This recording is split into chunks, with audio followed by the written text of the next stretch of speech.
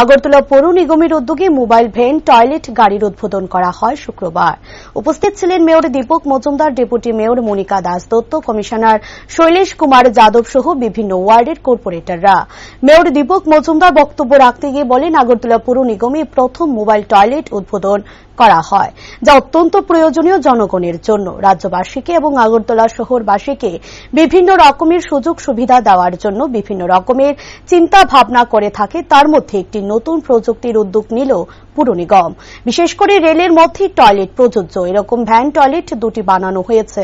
তার মধ্যে প্রত্যেকটা গাড়িতে 4টি করে সিট বসানো হয়েছে, তার মধ্যে 2টি মহিলাদের জন্য এবং 2টি পুরুষদের জন্য। এখনো পর্যন্ত এই উদ্যোগে সার্বিকভাবে 10.5 লক্ষ টাকা বের হয়েছে এবং আগামীতে আরো নতুন নতুন উদ্যোগ গ্রহণ করার আশ্বাস প্রদান করেন এবং এই টয়লেট পরবর্তী সময় ভাড়াও দেওয়া হবে বলে জানান মেয়র দীপক মজুমদার। আগরতলা মিউনিসিপ্যাল কর্পোরেশনে প্রথম আমাদের মোবাইল টয়লেট যেটা বলা, যেটা অত্যন্ত প্রয়োজনীয়। আমরা দেখি অনেক সময় অনেক রেলি হলে পরে প্রয়োজনে আমাদের কিন্তু এই টয়লেট ব্যবস্থাপনা সঙ্গে সঙ্গে বসানো যায় না বা সম্ভব হয় না, অনেক জায়গার প্রয়োজনীয় অভাব।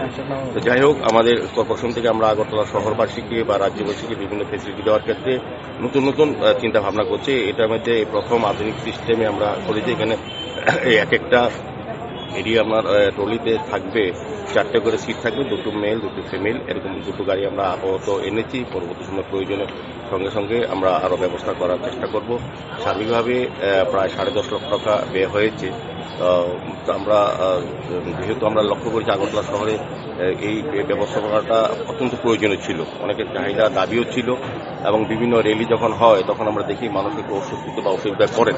এদিকে মাথায় রেখে আগরতলা পৌর নিগম আমরা অন্যান্য সমস্ত নাগরিক পরিষেবার ক্ষেত্রে যেরকম গুরুত্ব নিয়ে চিন্তা ভাবনা করি, সেই দিকটা আমরা দেখেছি। আমাদের আজকের আমাদের এই অনুষ্ঠানে আমাদের মধ্যে ডেপুটি মেয়র সহ আমাদের কমিশনার, আমাদের MIC মেম্বার, জেনারেল চেয়ারম্যানগণ এবং আগরতলা মিউনিসিপ্যাল ওয়ার্ডে বিভিন্ন ওয়ার্ডে কর্পোরেটর এসছেন।